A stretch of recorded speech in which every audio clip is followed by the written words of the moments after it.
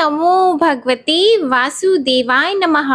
आप सभी का हमारे चैनल आध्यात्मिक सागर में हार्दिक स्वागत है। आज मैं आप सभी के समक्ष आषाढ़ मास महात्म्य का अध्याय 14 प्रस्तुत करने जा रही हूँ। आषाढ़ मास महात्म्य के प्रथम 13 अध्याय हमारे चैनल पर अपलोडेड है। आप उन्हें प्लेलिस्ट में जाकर सुन सकते हैं। तो आइए शुरू करते हैं आषाढ़ मास महात्म्य का अध्याय 14। इस अध्याय में सूर्य भगवान के रथ का वर्णन और रथ के साथ रहने वाले देवताओं के कथन और गमन का वर्णन है। राजा शतनीक सुमंतु मुनि से पूछते हैं कि हे सुमंतु मुनि, सूर्य नारायण की रथ यात्रा किस विधि से करनी चाहिए, रथ कैसा बनाना चाहिए और यह रथ यात्रा किसने प्रवृत्त की है, यह आप कृपा करके वर्णन करें। यह सुनकर सुमंतु मुनि बोले कि हे राजन, एक समय सुमेरु पर्वत पर रुद्र ने ब्रह्मा जी से पूछा कि हे ब्रह्मा जी, यह लोक को प्रकाश करने वाले सूर्य भगवान रथ में बैठकर किस प्रकार भ्रमण करते हैं, यह आप वर्णन करें। तब ब्रह्मा जी ने कहा कि महाराज, जिस प्रकार सूर्य नारायण रथ में बैठकर भ्रमण करते हैं उसका हम वर्णन करते हैं, आप प्रीति से श्रवण करें। एक चक्र, 3 नाभि, 5 अर, 1 नेमी और 8 बंधों से युक्त 10,000 योजन लंबे चौड़े प्रकाशवान स्वर्ण के रथ में विराजमान होकर सूर्य भ्रमण करते हैं। रथ के उपस्थ से ईशा दंड 3 गुना है, अरुण वहीं बैठते हैं। पवन के समान वेगवान छंदो रूप 7 घोड़े रथ में लगे हैं। संवत्सर के जितने अवयव हैं वही रथ के अंग हैं। 3 काल चक्र की 3 नाभि हैं। 5 ऋतु अर और छठा ऋतु नेमी है। दक्षिण और उत्तर ये दोनों अयन ही रथ के 2 भाग हैं। मुहूर्त रथ का अभिषेक क्षण, अक्षदंड, निमेष, अनुकर्ष, लव, ईशा दंड, रात्रि वरुद और धर्म उस रथ का ध्वज है। अर्थ और काम धुरी का अग्र भाग है। गायत्री, त्रिष्टुप, जगती, अनुष्टुप, पंक्ति, बृहति और उष्णीग ये 7 छंद 7 अश्व हैं। धुरी पर चक्र घूमता है, वह धुरी ध्रुव में लगी है। ऐसे रथ में बैठकर सूर्य नारायण भगवान आकाश में भ्रमण करते हैं। एक चक्र का रथ है और बाईं ओर अश्व लगे हैं। दाहिने युग और धुरी ने ऋग्वेद और यजुर्वेद धारण किए हैं। 2 रश्मि अर्थात घोड़ों की बाग युग में बंधी है। उत्तरायण में वे रश्मि कम हो जाते हैं और दक्षिणायन में वे बढ़ जाते हैं। ध्रुव के चारों ओर यह रथ भ्रमण करता है। 180 मंडल उत्तरायण में और इतने ही मंडल दक्षिणायन में इस रथ के होते हैं। देव ऋषि, गंधर्व, अप्सरा, सर्प, ग्रामणी और राक्षसी ये सूर्य के रथ के साथ चलते हैं और 2-2 मास के अंतर इनकी बदली होती रहती है। धाता, अर्यमा, पुलसत्य, पुलह, तुम्ब्रु, नारद, शंख, रक्षोहेतु और प्रहेतु ये सब चैत्र और वैशाख में रथ के साथ रहते हैं। मित्र, वरुण, अत्रि, वशिष्ठ, तक्षक, अनंत, मेनका, सहजन्या, रथ स्वन, रथ चित्र, पौरुषे और वध ये ज्येष्ठ और आषाढ़ में साथ रहते हैं। इंद्र, विवस्वान, अंगिरा, भृगु, दुंदुका, भानु, दुर्धर और सर्प तथा व्याघ्र ये श्रावण व भाद्रपद में साथ रहते हैं। पर्जन्या, पूषा, भरद्वाज, गौतम, ऐरावत, सुरुचि, धनंजय, सिंचित, आप और वात ये आश्विन व कार्तिक में साथ रहते हैं। अंशुभाग, कश्यप, महापद्मा, चित्रांगद, उर्वशी, प्रसेन, नकुल और गज ये मार्गशीर्ष व पौष में साथ रहते हैं।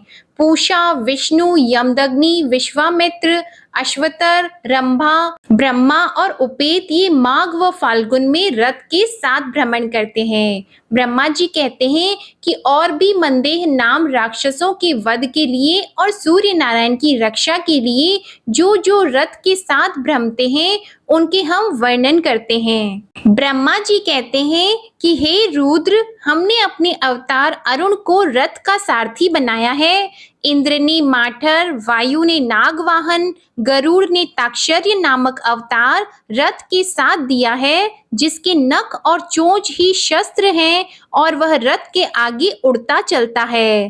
काल ने दंडायुध, वसुओं ने आयुध और आगारिक ये दो अग्नि, पिंगल यम ने, दंड वरुण ने, पाश हस्त कुबेर ने, विष्णु और अश्विनी कुमारों ने काल व उपकाल, नर नारायण ने वाक्शर्य और प्रधान, विश्वे देवों ने आठों दिशाओं की रक्षा के लिए क्षार, द्वार, धिषण, कृष्ण, वैराज, शंखपाल, पर्जन्य और जय 8 दिए हैं। 7 मातृकाओं ने 7 मरुत, वेदों ने ओमकार और वशिष्ठकार, शिवजी ने विनायक, सब नागों ने मिलकर शेष और वासुकी दिए हैं। और हे रुद्र, आपने मोषक नाम अपना गण रथ के साथ रक्षा के लिए दिया है। ऐसा कोई देवता नहीं जो रथ के पीछे न चले, सब इनका सेवन करते हैं।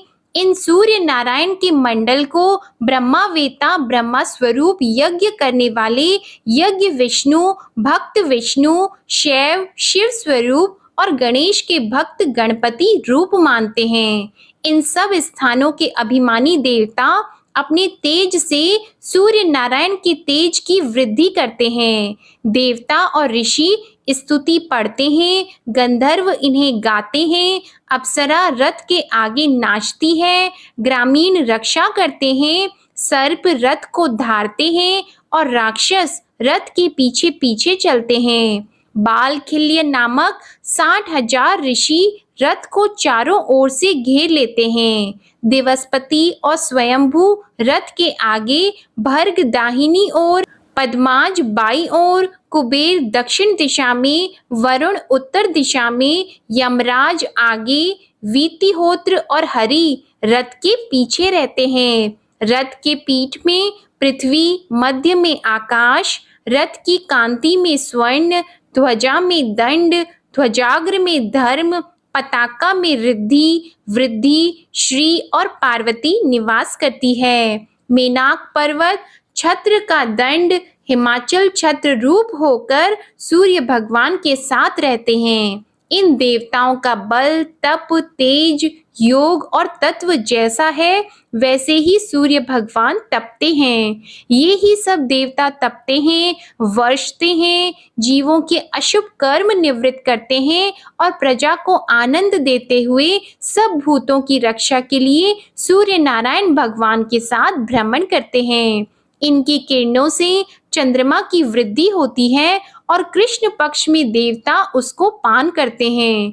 अपनी किरणों से पृथ्वी का रस पीकर सूर्य नारायण वृष्टि करते हैं। उससे सब औषधियां और अनेक प्रकार के अन्न उत्पन्न होते हैं, जिनसे पितर और मनुष्यों की तृप्ति होती है।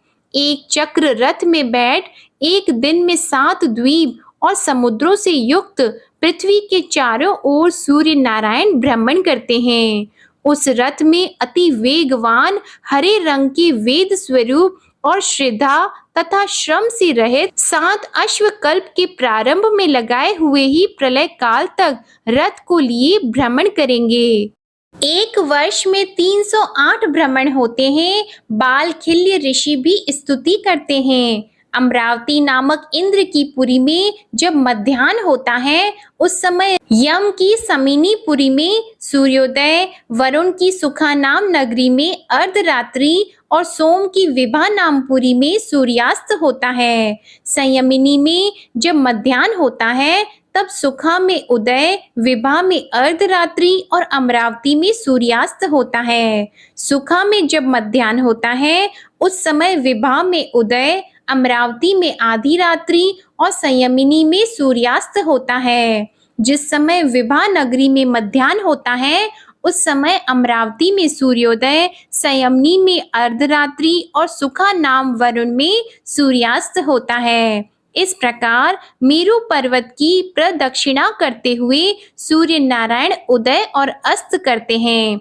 प्रभात से मध्याह्न पर्यंत सूर्य किरणों की वृद्धि और मध्याह्न से अस्त पर्यंत ह्रास होता है। जहाँ सूर्य उदय हो वह पूर्व दिशा और जहाँ अस्त हो वह पश्चिम दिशा होती है। एक मुहूर्त में भूमि के परिमाण का 30वां भाग सूर्य चलते हैं। 2202 योजन सूर्य भगवान का रथ एक निमेष में चलता है। सूर्य भगवान के उदय होते ही इंद्र पूजा करते हैं। मध्याह्न व अस्त के समय वरुण और अर्धरात्रि को सामेम पूजन करते हैं। विष्णु, शिव, रुद्र, ब्रह्मा, अग्नि, वायु नेत्रति, ईशान आदि सब देवता कल्याण के अर्थ सूर्य भगवान की आराधना सदा किया करते हैं। रुद्र भगवान कहते हैं कि हे ब्रह्मा जी, आपने सूर्य नारायण का बहुत महात्म्य वर्णन किया, जिसके सुनने से हमको बहुत आनंद मिला।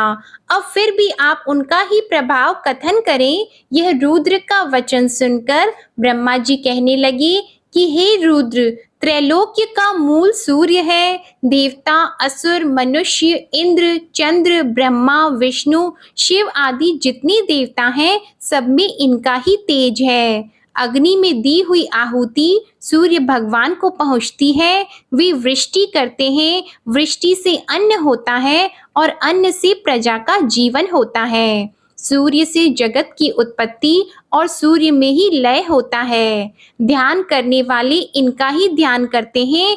मोक्षार्थी पुरुषों के लिए ये मोक्ष स्वरूप है।